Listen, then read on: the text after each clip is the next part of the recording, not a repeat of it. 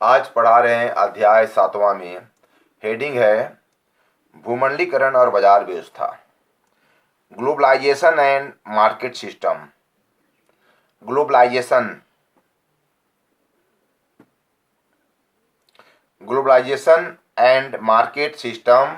Heading है भूमंडलीकरण और बाजार व्यवस्था सिस्टम। एग्जाम में आएगा भूमंडलीकरण और बाजार व्यवस्था से क्या समझते हैं, अथवा भूमंडलीकरण और बाजार व्यवस्था का क्या अर्थ है, अथवा भूमंडलीकरण और बाजार व्यवस्था का कोई एक परिभाषा लिखिए। एग्जामिनर ध्यान दीजिएगा, कई को तरह से क्वेश्चन आपसे पूछेगा। भूमंडलीकरण का क्या अर्थ है, भूमंडलीकरण और बाजार व्यवस्था का किसी क्या समझते हैं, क्या अर्थ है, कोई डिफिनेशन लिखिए। यानी भूमंडलीकरण और बाजार व्यवस्था, सोशल है ना, बाजार सिस्टम के बारे में बात समझ गए हैं।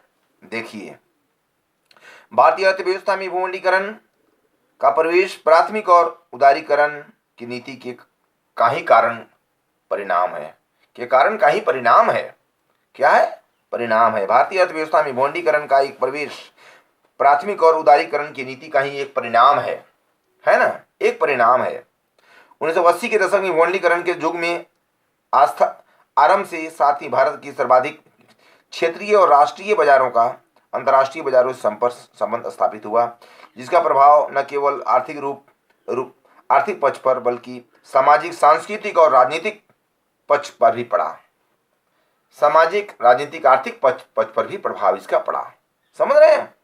उदारीकरण में ऐसी स्थिति और नीतियों को सम्मिलित किया गया। भारत में उदारवाद के प्रमुख उद्देश्य निम्नलिखित हैं, है ना। अब देखिए, भूमंडलीकरण और बाजार व्यवस्था का, है ना, भारत में उदारवाद के प्रमुख उद्देश्य क्या है? उद्देश्य निम्नलिखित हैं। पहला पॉइंट, सरकारी विभागों को निजी हाथों में सौंपना या बेचना। समझ रहे हैं? सरकारी विभागों को निजी हाथों में बेचना या सौंपना, अधिकार देना। बात समझ रहे हैं? दूसरा पॉइंट है पूंजी, श्रम और व्यापार के क्षेत्र में सरकारी दखलंदाजी को कम करना। तीसरा पॉइंट है विदेशों से अमर्यादित वस्तुओं की आयात शुल्क को कम करना। फॉरेन से जो आयात शुल्क को कम करने के लिए कहा जा रहा है ना। चौथा पॉइंट है विदेशी कंपनियों को भारत में उद्योगों की स्थापना हेतु अधिक सुविधाएं प्रदान करना। अधिक सुविधा क्या करना? प्रदान करना। बात समझ रहे हैं?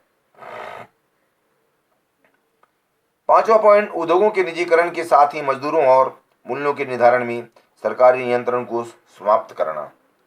इस प्रकार भारत में भूमंडलीकरण और उदारवाद के प्रभाव को बाजारीकरण या इन परिवर्तनों को सामाजिक, राजनीतिक अथवा आर्थिक समस्याओं के समाधान के लिए बाजार आधारित प्रक्रियाओं के उपयोग से ही समझा जा सकता है।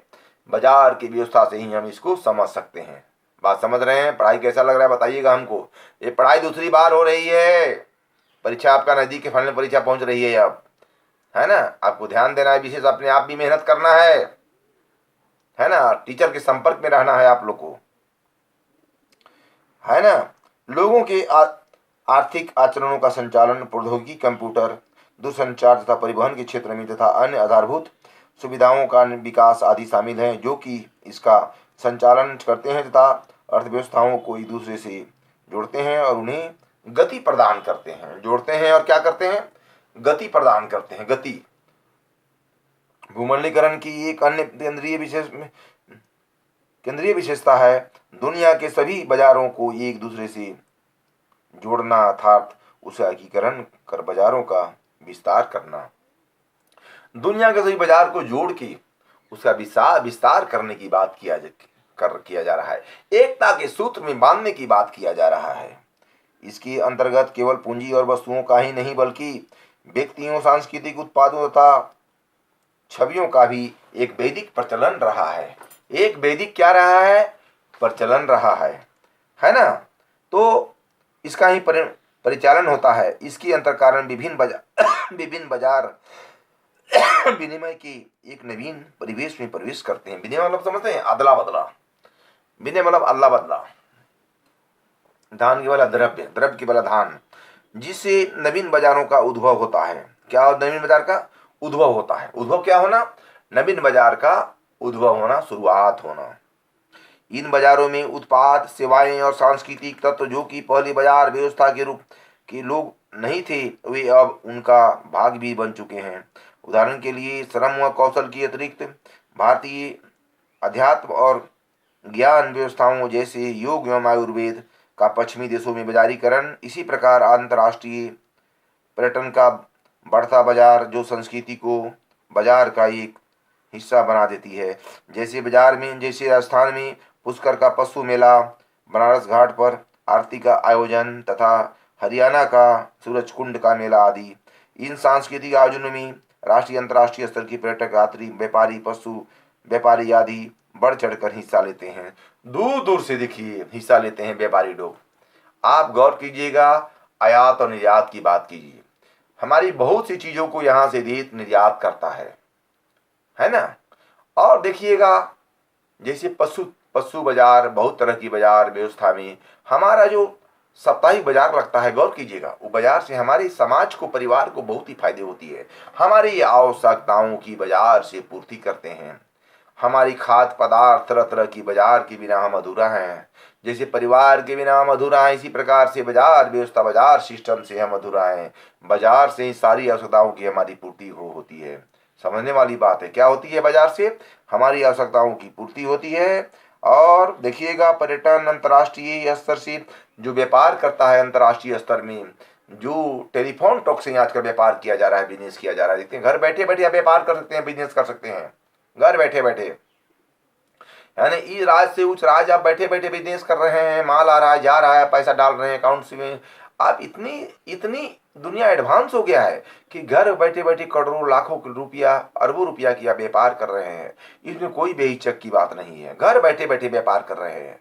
पर्यटन की व्यवस्था हो गई है, यातायात की व्यवस्था हो गई है, संचार की व्यवस्था हो गई है, सड़क की व्यवस्था हो गई है, गाड़ी की व्यवस्था हो गई है, प्लेन की व्यवस्था हो गई है। अब वो नहीं है दुनिया। हमारे माननीय प्रधानमंत्री ने संचार के साधन को इतना दुरुस्त कर दिया है कि हम बैठे बैठे इंटरनेट से दुनिया की कोई भी देश की मामले में हम बात कर सकते हैं और आगे बढ़ सकते हैं और विकास के रास्ते में देश को ला सकते हैं, अपने परिवार को समाज की से जोड़ सकते हैं और हम आगे डेवलपमेंट की बात कर सकते हैं। बाजार व्यवस्था से हमारे समाज को बहुत ही फायदा है।